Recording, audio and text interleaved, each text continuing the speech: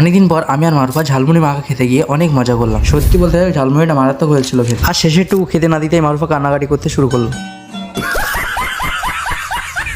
তো গাইস, ঈদের দুদিন পর থেকে শরীরের কন্ডিশন খুবই খারাপ ছিল, আর মুখে রুচি না থাকায় কিছু খেতে পারছিলাম না। এদিকে শরীরটা ঠিক হতেই মনটা ছটফট করছিল কিছু খাওয়ার জন্য। সন্ধ্যার দিকে ছেলেকে নিয়ে একটু টাইম পাস করছিলাম, হঠাৎ করে ঝালমুড়ি খাওয়ার শখ হলো। যেই কথা সেই কাজ, আমি মারুফাকে বললাম তুমি সবকিছু গুছিয়ে রাখো, আমি আসছি মার্কেট থেকে। তারপরে আমি বার হয়ে যাই, আর এদিকে মারুফা সবকিছু কাটতে শুরু করে। আর ওদিকে দেখো আমার বাবাটা বসে গেছে খাওয়ার জন্য বাটি হাতে। তোমরাই দেখো গাইস, ছেলেটা আমার কি কাজটা না করছে। এইদিকে মারুফার শসা টমেটো পেঁয়াজ ঝাল কোচানো কমপ্লিট হয়ে যায়, আর ওদিক থেকে আমি মার্কেট থেকে সবকিছু নিয়ে গুছিয়ে চলে আসি বাড়িতে।